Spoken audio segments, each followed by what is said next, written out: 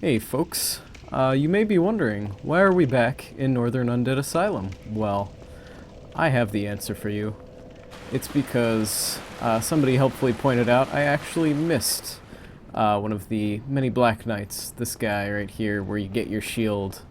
I don't recall who it was. I'll check off screen, because we're going to transition pretty soon anyways, but thank you for reminding me, so I could take care of it.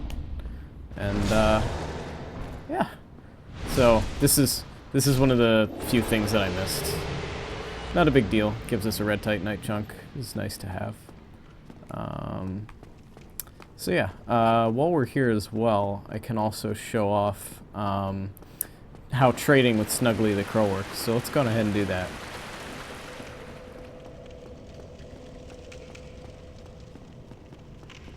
Another question that you guys may have had is, when are we gonna get that damn egghead off?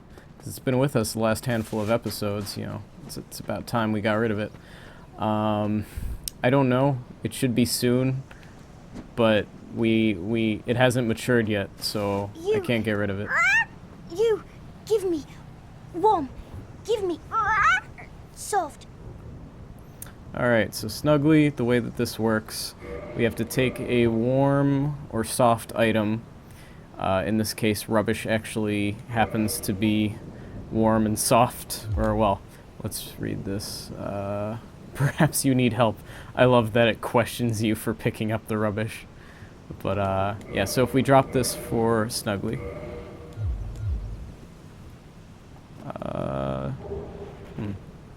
Usually she would say something. Am I wrong? I swore that rubbish did this. Maybe it's if she says nothing. I think if we drop something wrong, she'll say something about it. Let's try this. I'll be right back.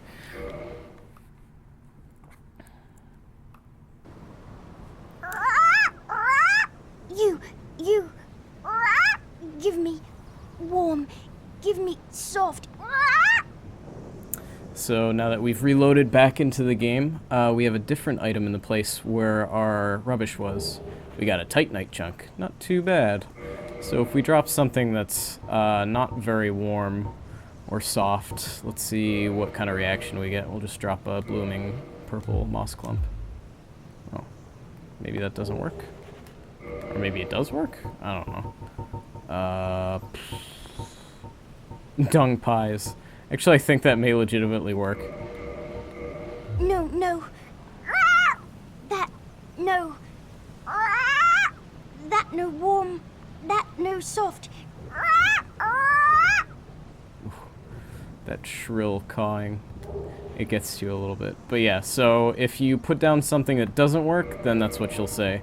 I guess the moss clump actually would give us something. I'm not going to test out every single thing. If you check up on the wiki, it'll give you a comprehensive list. There are a few things that I do want to trade with her, but yeah, so anyways, let's go on ahead and get ourselves back to Firelink now.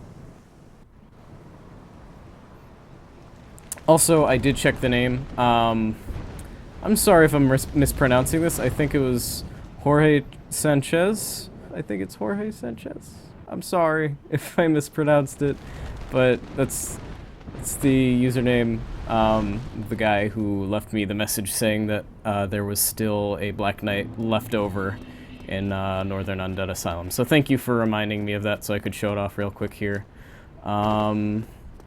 Also, I wanted to make a correction from last episode. There was a lot of dialogue, and I was talking about Domhnall of Xena's helmet and how it was inspired by the helmet, the horned helmet of King Arthur the Seventh. It's actually King Henry the Eighth. I'm sorry. Yeah, it's King Henry the Eighth, whose helmet that was based off of. So. Now that we're heading to the Catacombs, we're going to want to pull out our Divine Reinforced Club. This thing's going to be our implement of destruction for our journeys down below. So, we'll see how effective this is. So if you remember back to the beginning of the playthrough, we were having a very difficult time taking out the skeletons. This time around, they're getting two-shot, and I mean, these ones wouldn't come back naturally just anyways because they aren't far enough down to the Catacombs that they don't have the resurrection sort of thing going on with them. But I think we do get maybe some minor bonus damage, and I mean, it's good to start using this thing now. And you see, these skeletons are actually quite easily stumbled. That has a lot to do with the weapon type that we're using. Since we're a mace user, maces and blunt weapons in general work very, very well against undead assailants. You see, basically the smaller ones, they just crumble to pieces when we hit them with a good shot. And that's really the main takeaway. If you want to be particularly devastating to these undead enemies, these skeletons, you want to go with something heavyweight. I always go with the Morning Star. This time I've actually changed it up, albeit not that much, and I've gone with the Reinforced Club, which I've almost never used, so I don't know, just trying it out. It's a different look. You know, we got the spikes jutting out of the club. That's kind of fun in its own way. But yeah, so let's take one last look at the outside. This is another not quite Blight Town situation, but maybe not be long before we won't be seeing the light of day for a while. I am over-exaggerating. It won't be that long, but it'll be a little time. So you want to be careful in this stairway section. Oh, I did not mean to do that. Oh god. Ah! That's why. What you just saw there, they're these floating disembodied heads. If you get too close to them, they take a look at you here, and then they just shake. They shudder with anticipation, and then they explode into this sort of reddish pinkish light, and it deals some damage. It also has the fun side effect of, oh geez, hi, I didn't even notice you. It has the fun side effect of oftentimes knocking skeletons into pits, which, I mean, even if these skeletons come back a million times, falling into a pit, they're not exactly going to be able to re-engage us, so that's another alternate way, although a lot less convenient than just getting a divine weapon to take care of them permanently. There's another way, which involves killing the source of their resurrection, which there's actually its own enemy type. There's necromancers who we'll be seeing, I believe, our first of very soon here. So we're heading through these very narrow corridors, just piles of bones left everywhere. You see these skeletons are actually a little bit more daunting than the ones we were fighting out in the graveyard of Firelink Shrine. I am not meaning to do this many jump attacks, but it seems like just holding forward is initiating it. Actually, no, it's not even. Is that just the natural? That might just be the natural. Okay, that's what it is. I never knew that. I honestly never knew that. With the Divine Reinforced Club, it seems like it naturally goes straight for the jump attack. That's kind of neat. Alright, so this is our first necromancer. You see he's carrying a lantern, which is actually this long-haired skull with a beard going on. It kind of lights his path and all that good stuff. But yeah, this guy is the source of the resurrecting skeletons. You kill him, the resurrecting skeletons will stop. Also, I'll just show it off really quickly here. There was a sort of gate in the way here. This big blocking structure, got some etchings on it. Not sure the significance of that. I don't think there's too much to say about it, but if we push in this sort of lever wall sconce mechanism of some sort, it lowers that wall and opens the way for us. So let's light the bonfire, rest here, just to make sure we come back here in case anything goes wrong. Repair our stuff. And, I'm naked, aren't I? Well, I guess we can take care of that. It's better to wear some clothes, so we'll go with the black leather set. Yeah, I knew the whole time. I knew I was in the nude. I was testing you guys. I wanted to see if you noticed that I was just suddenly naked for the first part of the episode. Alright, so these statues are actually kind of interesting. If you look here, this one has sort of a mask design etched into it. I have this inclination to, well, what is it? It's like it wants to tell us something. Like, something like get good scrub. So you see all these different ones. Check the faces, check the faces. So they're all the same face, right? Kind of interesting.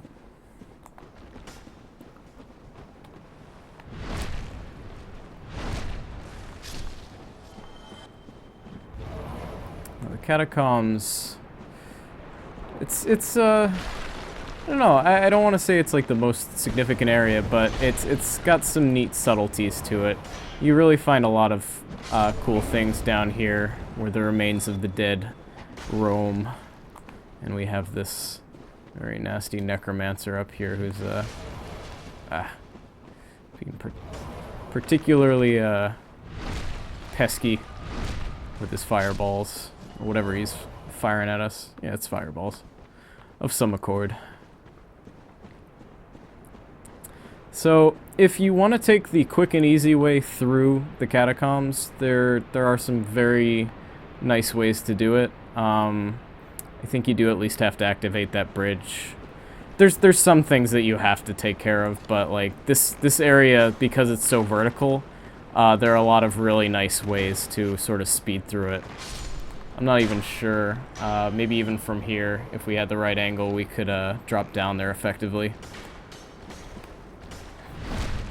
But yeah, without this divine club, let me actually... Let's use our regular mace plus 8 and see what happens, because they're going to die easier. You'll see that very, very obviously. You know, it's plus 8 compared to just a unupgraded divine mace. But if we hold here for a few seconds, he very quickly, within a few seconds, reforms. Of course, not difficult to take out again, but he's just going to keep coming back. You see he's got that glint in his eyes, even still. And he's going to hop back together. But when killed with the proper divine enchantment, thank you, he's gone. And we also get souls for it. You might notice we don't get souls before that point. Unless they're permanently killed, we can't get souls for them.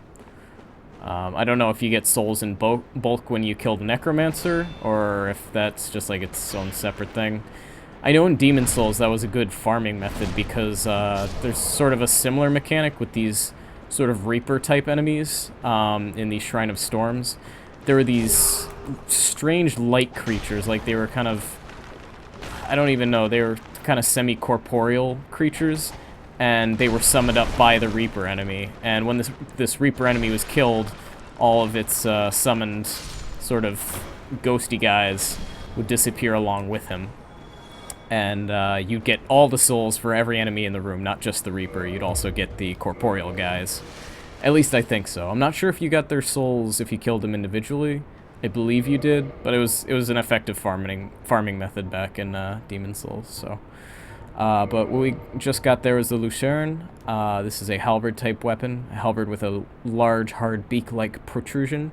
Inflicts thrust damage instead of thrusting like a spear, though. The wielder of the Lucerne aims to club the head with its hard beak.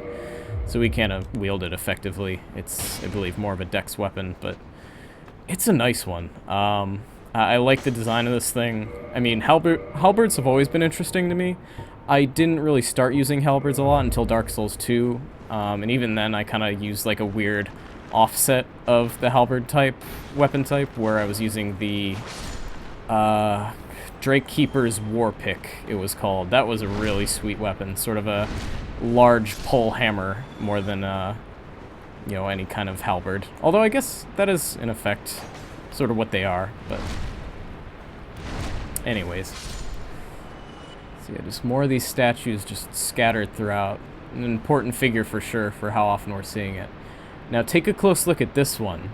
You see something different now. You see that isn't the same mask as all the other ones we've seen, and there's actually a second mask near the stomach area. And if we come close, eyes come out of the eyes. Sorry, eyes. Spikes come out of the eyes and mouth. of the smaller mask. They deal pretty minimal damage, as you can see, but they're meant to surprise you, maybe, you know, put your defenses down at a really inopportune time, that sort of thing. So that's sort of the purpose of that we're getting at here. Oh boy, got a couple skeletons. This guy has his goons defending him. Oh, and it's working. Yeah, we wanna... Ooh, hi there. We want to make sure we don't attract too much attention. I also want to heal up now. Ooh, hey buddy. If we can take care of this curved sword-wielding skeleton, that'll make it a little easier. Just because he doesn't have the melee backup. If we have a guy pelting arrows at us, it's not too difficult to get out of the way of that, but... Sword guy, he's a little more in your face.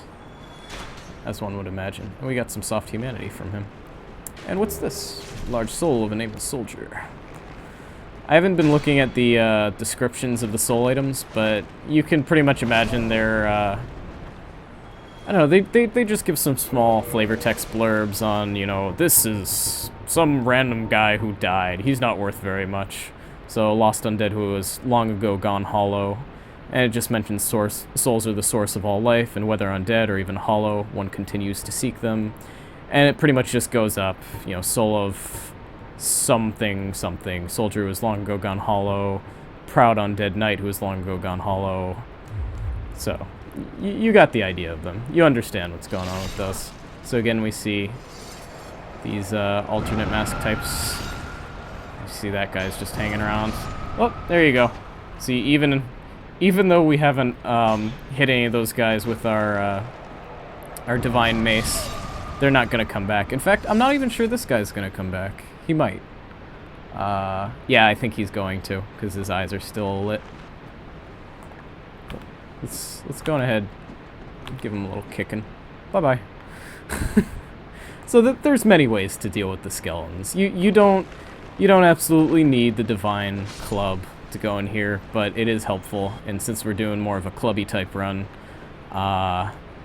it's very nice for us. It's a good option. So let's push this lever here.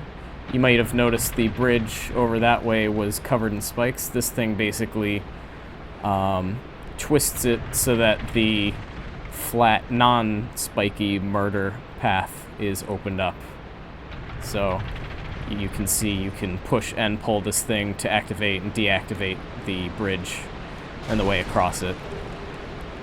And that could be used very much to an invader's benefit. If somebody's going across, they can just sort of make them slide off the side and down to the pit, and easy win. Very, very nasty, not very fair win, but easy win. And we see we have our next bonfire just waiting right there, just behind that sort of crack in the wall. Not just out of reach, so we can't get to it from here. We got a little bit of a trek to go before that, but... Okay. Oh, and we see we have yet another necromancer. Oh, God. Oh. Okay, boys. Sounds like those guys are... Whoa. Did you just fire at me through a wall? I don't even know where that came from. It was such a strange angle. Maybe he was in the same room with me. I couldn't tell. Oh, no, he's back there. Oh, God. Oh, no! Please stop. Oh! I tripped. I slid. I fell just far enough. And falling damage has killed us. Oh, damn. All is not lost, however. Wow, we're getting some weird frame rate down here. Hopefully it'll stabilize soon enough. Sorry about that. We're just gonna have to deal with a little choppiness for a minute or so here. It's probably just because the whole area has to load all back together. Oh, we didn't activate that yet, that's right. So we kind of head uphill. I didn't quite make it to the speed runny bit. We can't just drop down, we gotta go across like normal.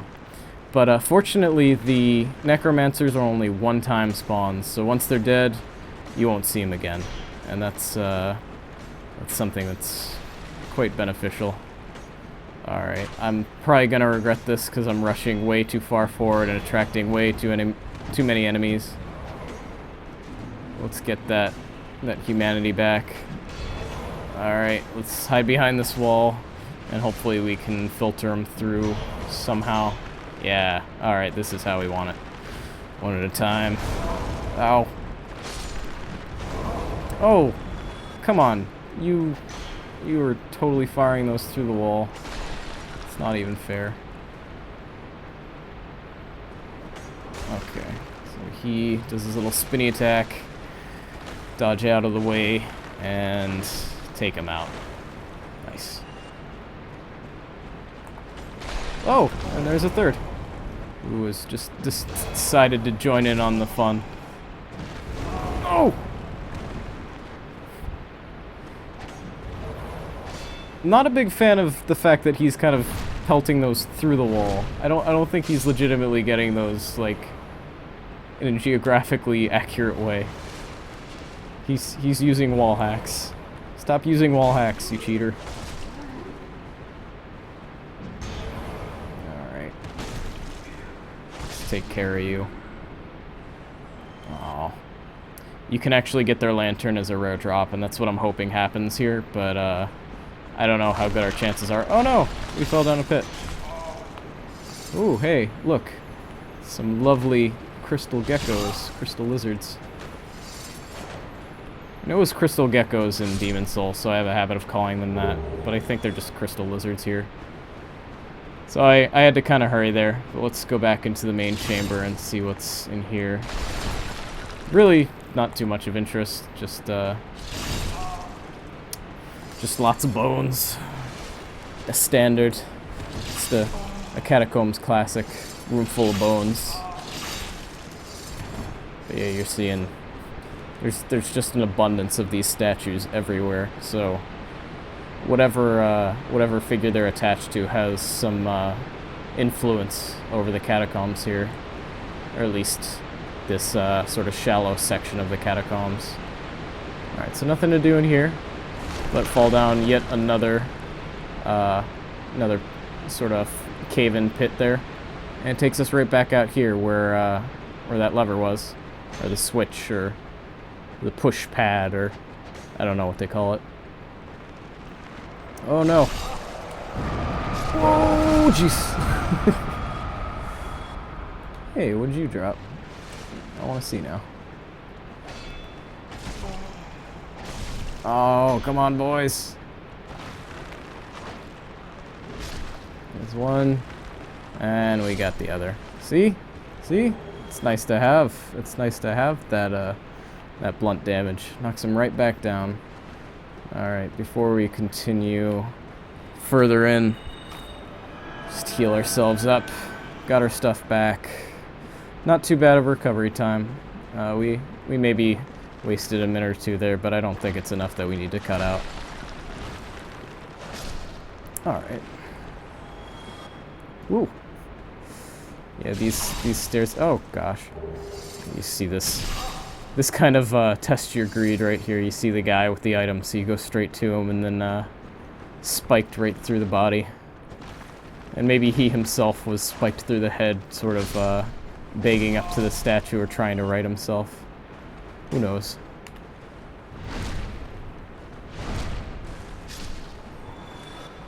All I know is we're in a land full of skeletons. And I'm okay with that. I like skeletons. I think we need more skeleton representation. But you know what? I think we need skeleton representation in a positive light. I think that skeletons are okay people. Skeletons are people too.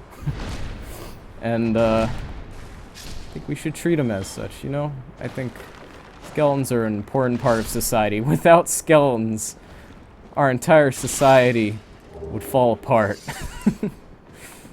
or congeal into sort of a gelatinous blob of meat and muscle and blobs. We turn into the blob enemies in the depths. That's what would happen. See, those are the ones who forsook their skeletons, and look where that got them. Yep. Turn into blobs. So ask yourself next time. Think about it truly. Would you rather be A blob or a skeleton? Me personally, I'd rather be a skeleton. Through and through. To the bitter end, you always need skeletons. Alright. Sorry, I don't even know where that tangent came from. Honestly, though, I do like skeletons. I think that they're fun. I think that they're silly. Very silly skeletons in this world. They're important, and they're lovable, and they're skeletons. And they're always so happy. Or, if they're not, you can't tell. They're always smiling, always grinning. Alright, I'm debating whether I should go down here now or later. I'm thinking later is the best decision, because some things we can take care of down there. But I'm trying to place myself. I know there's a lot of sort of roundabout things that go on here. You see we got another bridge that we gotta activate. So let's head on this way. Yeah, that's easy to miss when you're going through this pathway. Make sure you don't run straight through after you open up this gate right here. Don't go straight through. You might fall off because this is not a complete stairway. Although it does lead to something nice down there. I'll do that in a little bit. But yeah, I do wanna activate that bonfire we were looking at earlier. And this is a little bit of a tricky one. Before we get it though, let's head up here. See if there's anybody to talk to. No? Why is there nobody to talk to here? That's strange. Illusory wall ahead. See, if we bash this wall right here, as that note mentioned, it's illusory.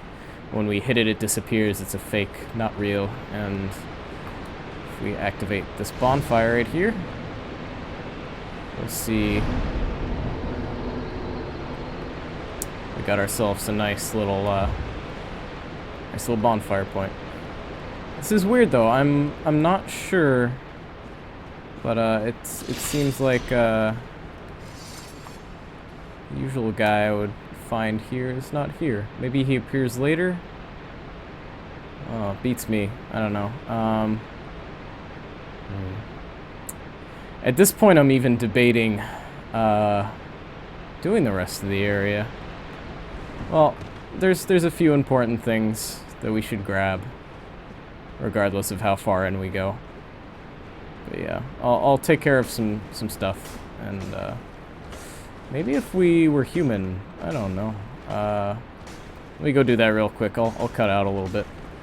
All right, we're back where we were, and I'm gonna show off what this leads us to now. So you just want to step off to the side here and be careful.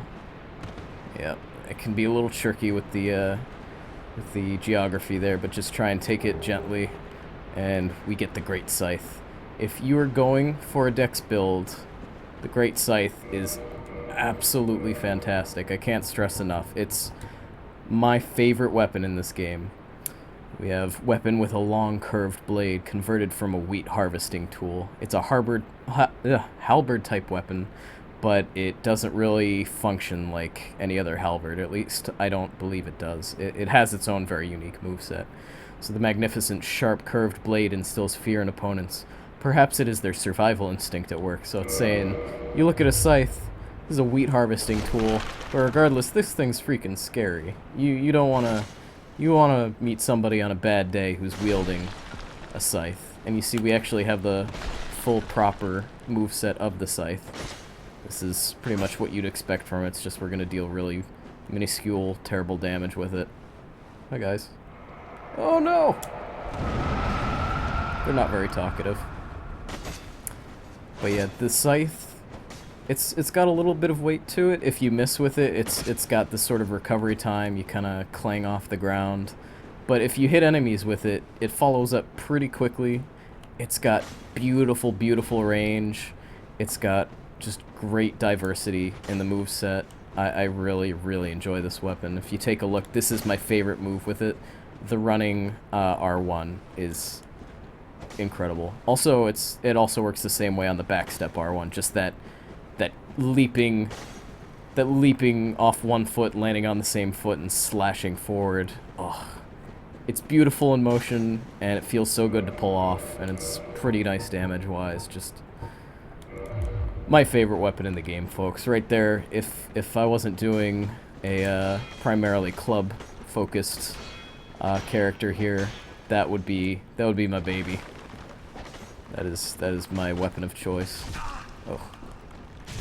Oh gosh. It's all the rolling. That's the worst thing about these skeletons, is all the rolling around they do.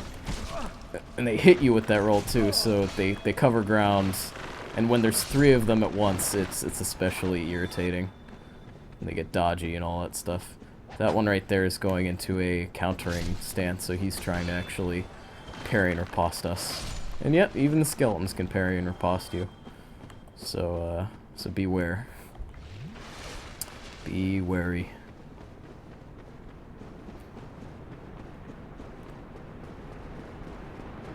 Okay.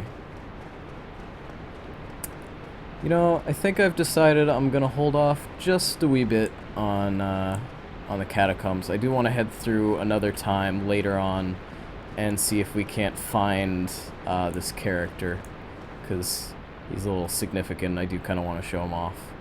But in the meantime, remember the Titanite demon that we fought just below Andre?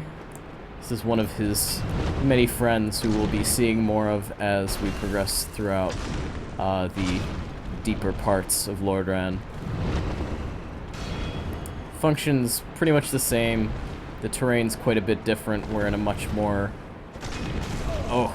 narrow fighting ground, so gotta be careful. I believe we're gonna have a bit more luck dealing with this guy, only because we're doing a significantly higher amount of damage. It'd actually be quite a bit better if I was two-handing, wouldn't it? Yeah, let's try that. Gotta be careful though.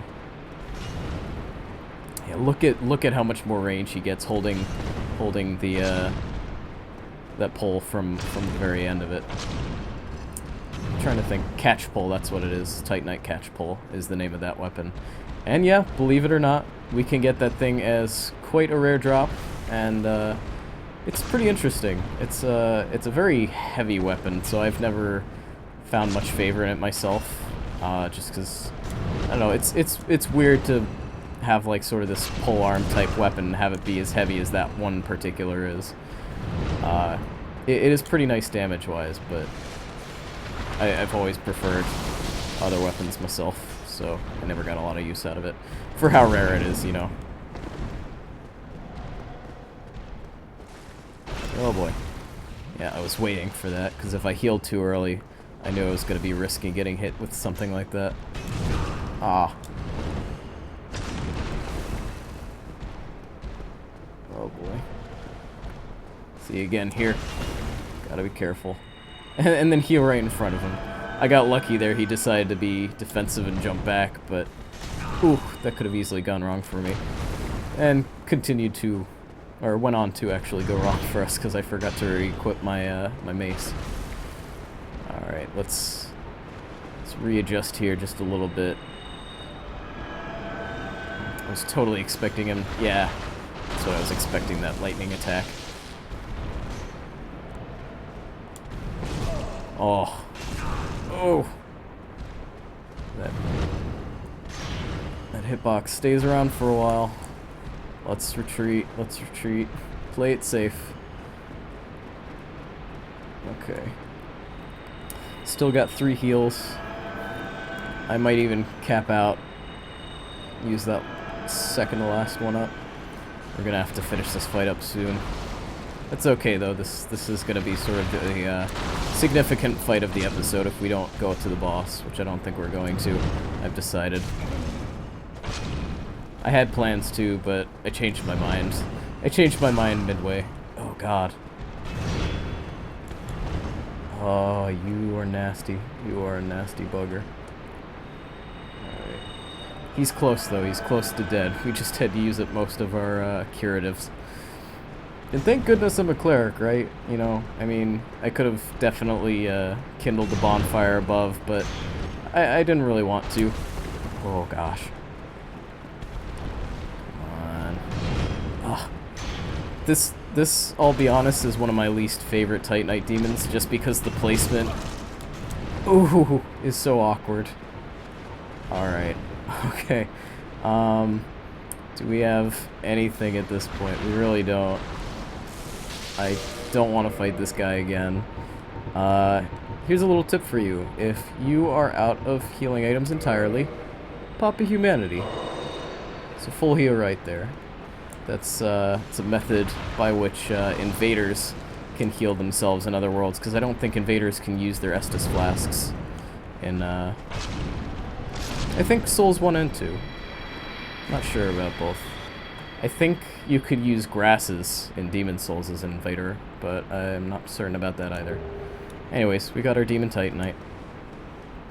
And this was pretty well worth it, you know? We did what we needed to do, and we just found some Eyes of Death. Now, we found Eyes of Death off of a Basilisk in the depths. That's the natural way to find them, but they have some more relevance here. And if we check out this coffin, we have the option to snuggle right on into it. Our egghead's a little uncomfortable, a little squished in there maybe, but if we just kind of wait here for a little bit, we'll see something special happens.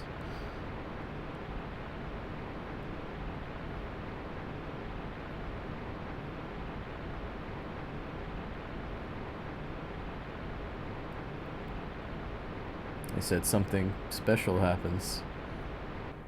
Thank you.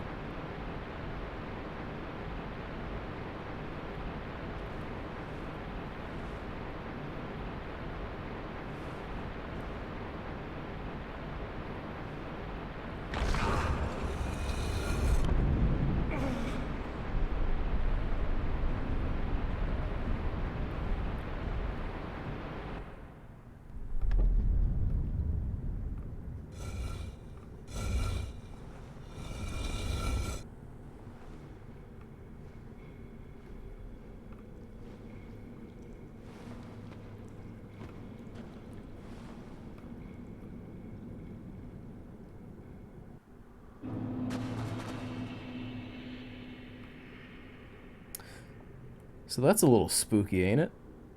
You rest in this coffin, and suddenly a skeleton shuts you in, carries you off even deeper beneath the catacombs into the tomb of the giants. If we take a look around here, it's sort of this water-filled cavern, very deep beneath the earth, even below the catacombs. And something lurks here. Something that was very close to where we came out of. But, yeah, I took kind of the long, weird way around. Or maybe that was the normal way. Alright, well, regardless. See this guy? He's got quite a coffin on him, doesn't he? He's also got a smaller coffin on the side, but this is his main one. And we can pray to the sarcophagus Grave Lord. Let's take a look at this Grave Lord. Does he look familiar at all? Do you like the arms and legs of skeletons just shaking on his body? This is Grave Lord Nito. One of the 4, I guess, great ones, or gods, or entities that birthed the Age of Fire when they killed the dragons and ended the Age of the Dragons. So let's pray to him, see what he has to say. He doesn't have anything to say. He's not going to talk to us. But we can join his covenant. The covenant of the Grave Lords.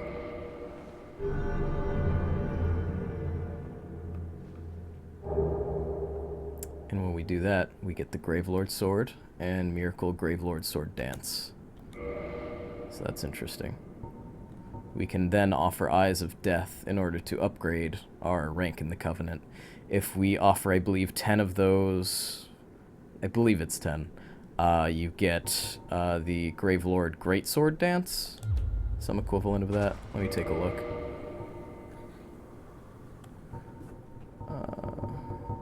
Okay. Yeah, so it's the Gravelord Greatsword Dance. It's basically just bigger, more effective, more damaging. But let's take a look at what this says. Miracle known only by the servants of the first dead, Gravelord Nito. Giant Gravelord swords jut out in vicinity. Nito sleeps deep within the giant catacombs, quietly overseeing all death and waiting for his servants to usher in the Eye of Death. So Nito's just kind of causing this chaos. Not in the sense of like Chaos Witch, but not so much a pyromancy guy, but he likes creating miasma and death, and the Eye of Death sort of proliferates that. So, and then if we take a look at the great sword we got, it's very eerie here, just very silent. The echoes and sort of these hushed, this hushed breathing. It's very eerie. So, sword wielded only by servants of Gravelord Nito, the first of the dead, crafted from the bones of the fallen. The miasma of death exudes from the sword, a veritable toxin to any living being. So this actually builds up poison damage. You can see on the bottom the auxiliary effects down here. We've got 300 poison buildup, so that's pretty decent. This is I believe, a pretty well-liked weapon. Quite a few people like this thing. I've never been a huge fan of it. I know some friends who like it quite well themselves, and I gotta say that strong attack, that R2 right here, two-handing it, really, really nice. But yeah, it's just a little heavy to me on those short swings. Oh, and the one-handed R2 also has the same sort of stab motion. So if you want to get those very powerful thrusts going on, then this is a pretty nice option.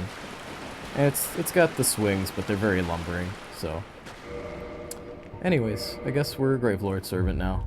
Not gonna do much with it, honestly. There's not a lot to do as a Gravelord. Their online interactivity is an interesting concept, but overall maybe not as practical or engaging as one might have hoped. So let's pop back in the coffin because there's nothing else for us to do here.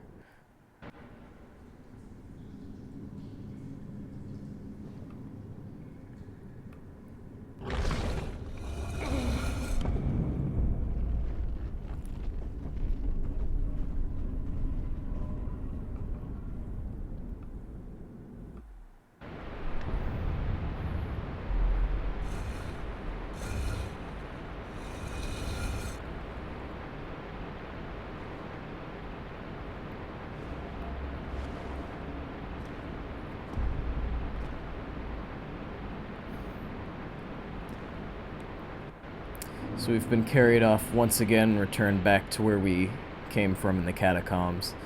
One little neat fun fact about this coffin: if you've been invaded by somebody, or if you're engaging in PvP and you rest in this thing, or you try and hide in it, if they see you, they can perform a unique critical attack where they actually sort of stab into the coffin, if they're using a blade weapon anyways.